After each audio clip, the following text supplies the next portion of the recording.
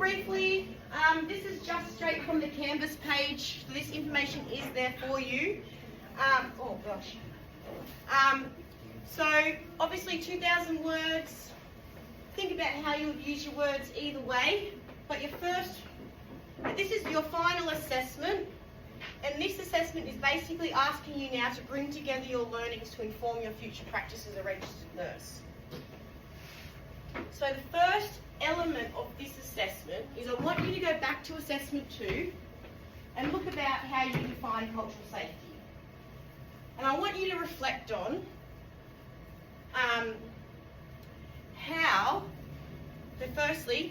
start by getting a brief overview of how you define cultural safety. So you start at first person. I define cultural safety X using X and X. But what I want you to do is go back into your definition and go, right, was there any elements I left out of my definition of cultural safety on my flyer? For example, did I talk about the recipient of care is the one that decides if it's culturally safe or not? Did I talk about how lifelong learning is an important part of cultural safety?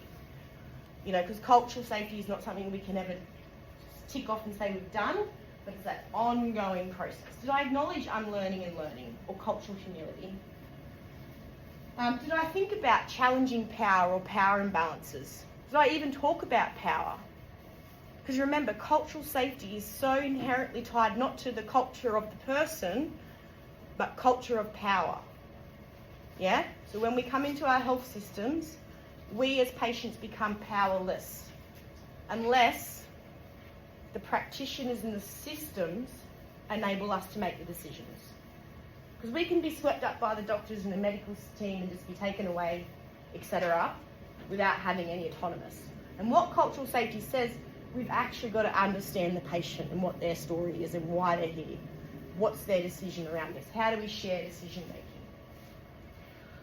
So was I able to create a strong case and justification to why cultural safety is needed in health when caring for Aboriginal peoples? Did my context give enough information to help this justification? Whilst you're revisiting your definition, you might have nailed your definition. But these reflective questions are asking you to think about, did I actually give enough justification? Did I link the concept good enough to a Maori context? Why it's so inherently tied to colonialism? Did I present why then the lived experiences to justify? You know, how did I put in a place-based understanding? Did I just put in a nacho thing about Aboriginal controlled organisations? Or did I present like a story about, you know, an unfortunate story? Or did I talk about a positive story? Was I able to present rich lived experiences and realities of why it's urgently needed in our practice? Was there urgency to the ways in which you wrote your assessment? In that cultural safety is needed tomorrow or yesterday? Did my strategies consider the connectedness or the complexity of Aboriginal health and wellbeing? And was it reflective and meaningful in relation to Aboriginal health and wellbeing? So maybe you kind of nailed your definition again, but maybe you didn't really add into that health is holistic, it's social and emotional wellbeing. So firstly, in the first section, start by giving a brief overview of how you defined and justified using the lived experiences assessment 2. Reflect any changes or further context you would have given to enhance your definition. So this might be a key concept that Ramsden talks about, cultural safety or challenging power. Or you think if you've done it really quite well and you got a really good mark for it and there was not much feedback, reflect on the strength of your work as well. You know, reflect on how this is, again, a reflective writing piece where you're just really going back into your assessment 2 to understand what story did I present? Was I happy with the story? Was it enough context and justification to why cultural safety is needed? Or is there some main points I can start with here? And now you're going to go, right, now I've reflected on my cultural safety definition, I want to talk to you about my learnings in this unit of study. And so this part here is I'm going to reflect on my learnings from Nurse 2008. First I define cultural safety like blah, blah, blah, blah, blah. Now I'm going to talk about my learning experiences. So you can use two learning experiences. So it could be a lecture, it could be a tutorial, or an online learning moment. And also, importantly, you have to reflect on also your lived experiences and how they've helped you inform your role as a future culture safe nurse. So this might mean some people are talking about the Conchilla Boys Home, talking about they didn't realise the complexity of intergenerational trauma, they just thought it was something that the individual had a problem with. Or they thought that all Aboriginal people should be treated like a checklist, but actually knowing this unit, knowing wellbeing. This is actually your part to show the reader that you know who you are. You know, you're conscious about who you are, how you're positioned. You might want to reflect on positioning or power, or you know, how you understood Aboriginal people. You know, did you hear about it in school? Did you hear it around at the dinner table at home? You know, did you hear about it with your friends? You know, what were the stories that you heard, or what were even the first initial experiences you thought about coming into this unit? You know, did you have a stigma, another Aboriginal health unit? What were those stories about? How do you unposition those, or position those? So you have to show your ability to critically reflect. So you've got to understand who I am, where I'm sitting, what I've learnt, and what I've taken away from these learnings, and how they're going to inform your future practice. The reason we need to know who we are, our beliefs, our values, our biases, our assumptions, etc., is because while we're not checking on them, what can happen? We can create barriers in the ways that we nurse by assuming people's story, etc., or values, or our beliefs about people and their identity, or around their sex, etc. But why we actually really need it is that, again, you're going to be out there in this world, this nursing world, and you're going to be put in these morally ambiguous situations. They might say to you, all right, this 86-year-old can go home now, he's fine, but it's 4 a.m. in an ED department, or 3 a.m, and you know he's going home alone. But the med manager comes around and says, he's got to go home. But ultimately, you as the nurse will be put in these situations where the system, the person, the managers want you to send this person home. But is it okay for this gentleman to go home tonight? Can we not just wait for a couple of hours? Is there no other flexibility we can create? Is there not a comfortable recliner we can put him in, get him a cup of tea and just wait till it's a bit more lighter? You know, you'll be put in these situations where the system wants you to treat people like numbers or procedures. But to know who you are and the values and the beliefs that you have is when you get put in these morally ambiguous situations, you have yourself to fall back on. You have that. That can never be taken from you from the system. I know what I value. I know what I believe. I respect that about myself. Therefore, when someone asks something of me, or when I can do something for someone else, I know I would want to be treated with that same respect and value towards my beliefs, values, etc. So you can't just describe your learnings. Rakita put us in a circle, we done some yarning, this is what we did. It's not descriptive of what you've learned. I know what I've taught you, I think. I know most weeks what I've taught you. I don't want to be described of what you've learned. I want you to unpack what was the moment that what was the message for you for that learning. This does not mean I was racist at the start of the semester, now I'm not racist.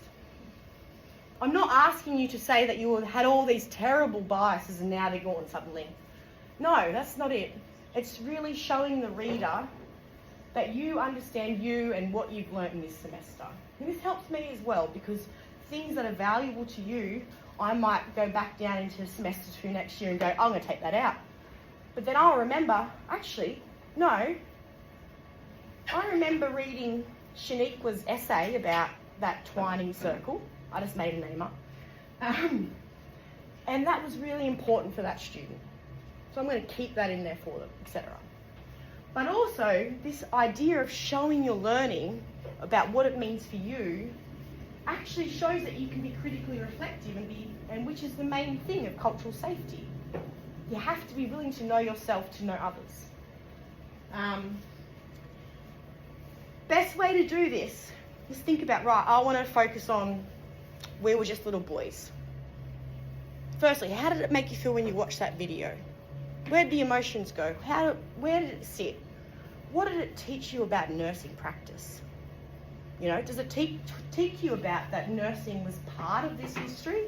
You know, nurses were agents of the system that enabled policies like the stolen generations to occur?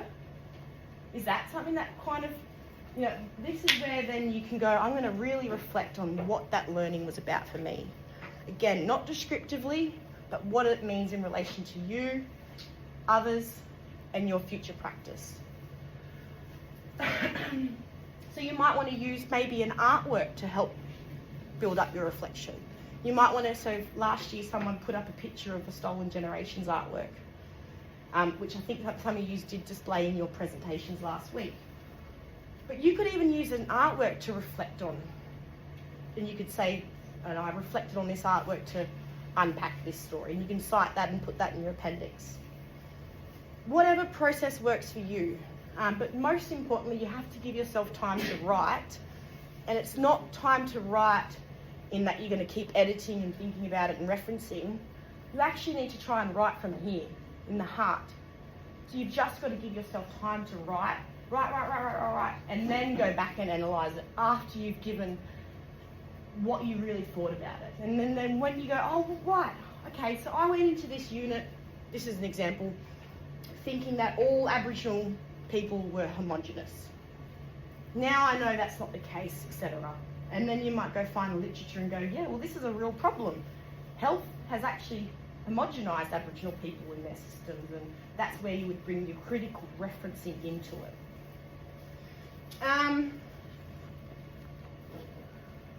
And then after you sort of say, okay, this is how I define cultural safety, and this is where I would sit it now. This is my learning, showing you that I've actually been able to move through this learning and understand where I've come out the other side of it as a future nurse. You're going to now put it into your against your action plan against these code of conduct items. You know, now that I've reflected on my definition of cultural safety and my learning movements across the semester, I now want to make a future action plan for future practice or something. And then you just put in this one, and then you would write your reflection about how you're going to give holistic free care by bias, etc. You know, that would start with, you know, holistic social and emotional well-being, free of bias and racism. That starts with cultural safety, cultural humility. Challenging beliefs based on assumptions. Again, cultural safety, critical reflective practice. Culturally safe and respectful care. You might have to call out colleagues, or might have to be an active bystander if you see someone being treated poorly, or if you see the system failing someone. Advocating access to quality and culturally safe healthcare services. If you know there's an AMS down the road, make sure the person has a GP or a referral to that centre. You want to make sure that everyone is engaging with continuing professional development, or that we are engaging with, you know, we're not just seeing their illness through the biomedical lens. Again, referencing these sections is so important. You have to show not only that you've referenced this section, but also your learnings are informing your future actions.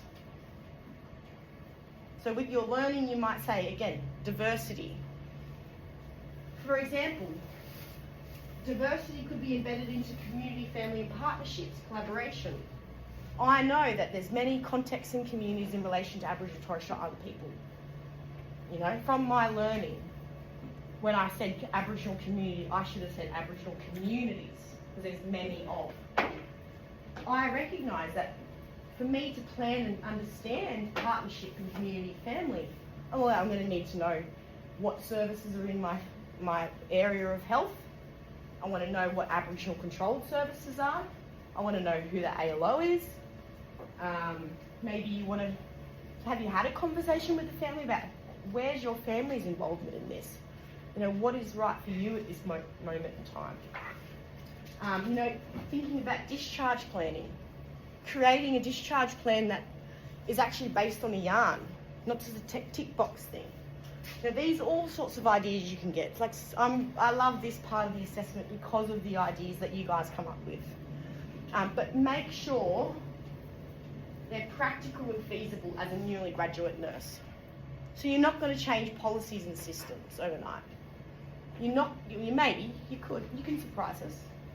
But you know what I mean? Keep it feasible, keep it practical, you know, and don't make it vague. Some of the practical examples, you're like, well, what are we actually doing for this person here? You know? That kind of thing.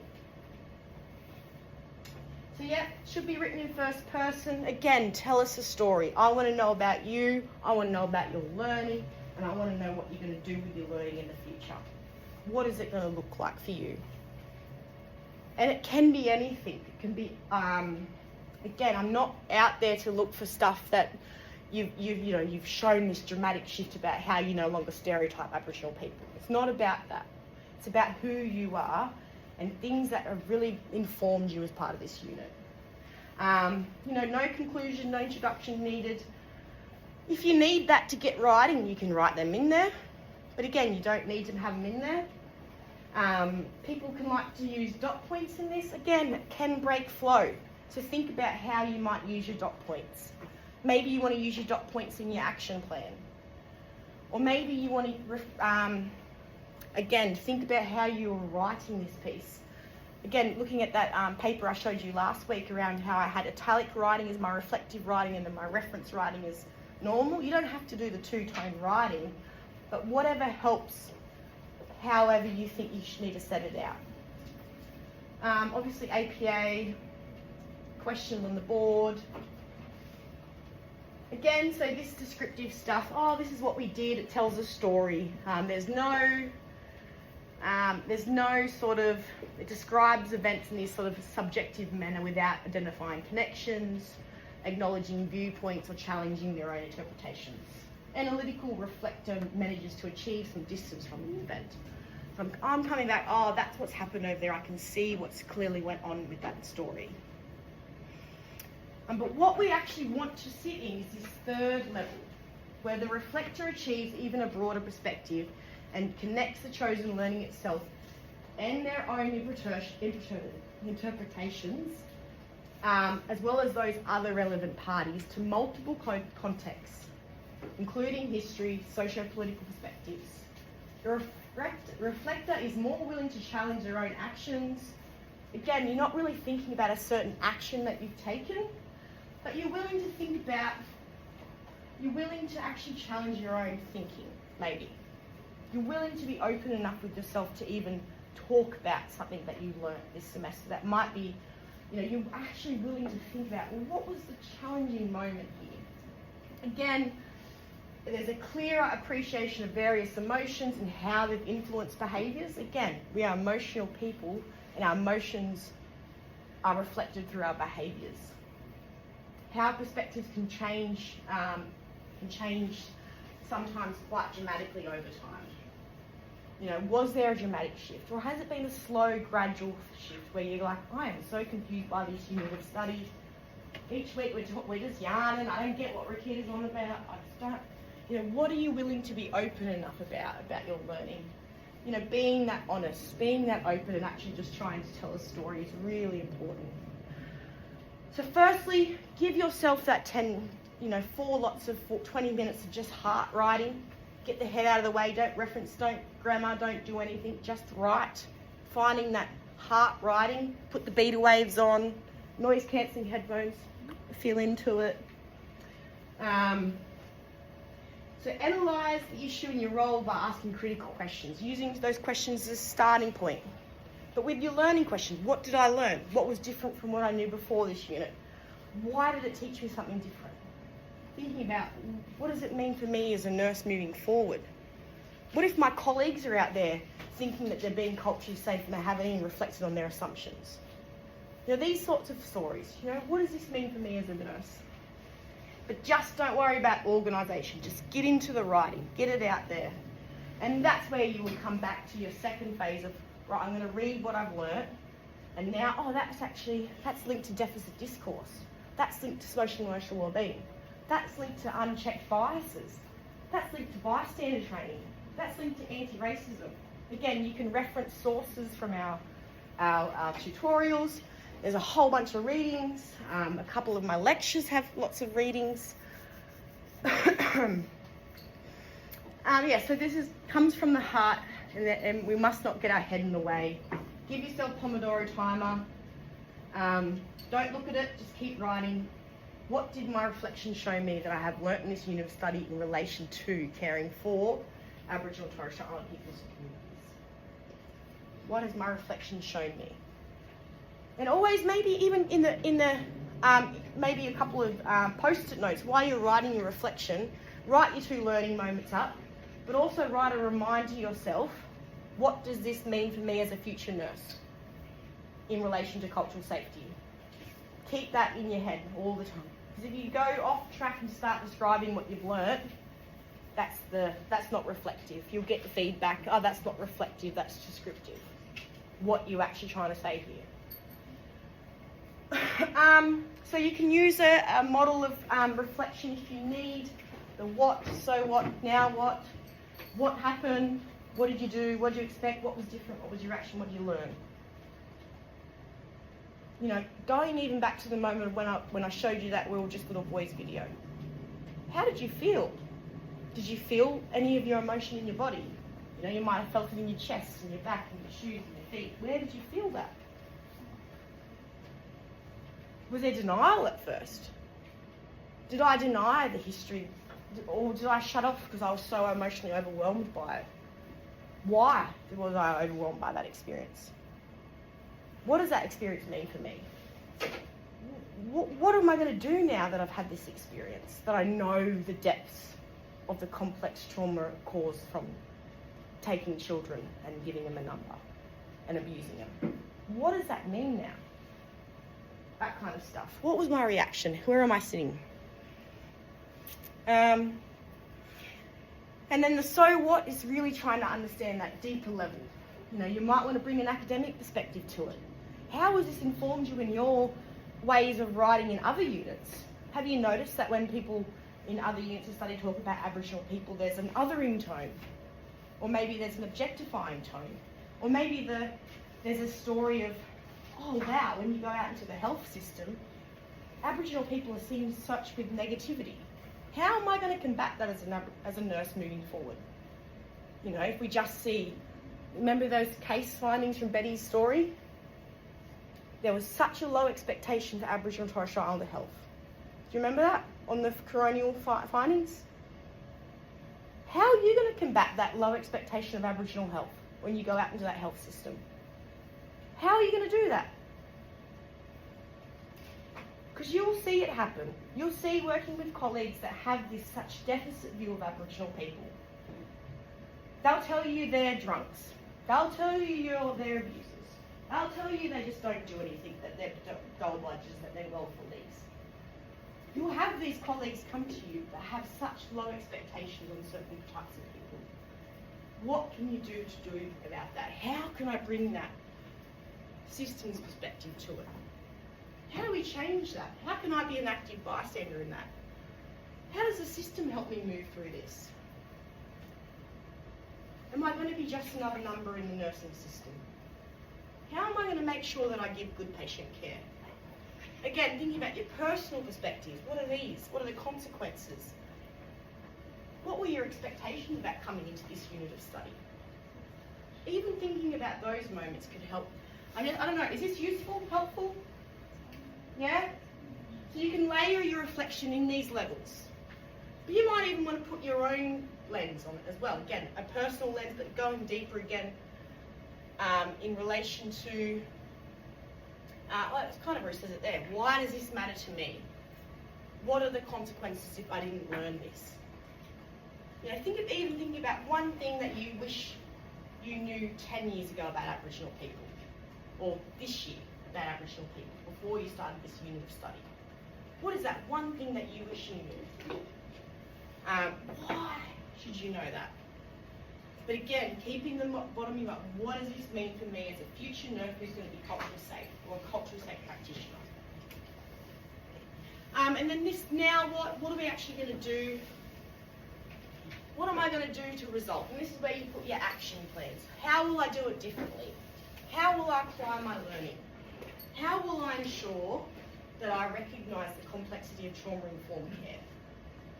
in patients that potentially come into my health system who have had negative experiences. How am I going to manage that? How am I going to be accountable to them? Any questions? We're not going to have time to do that.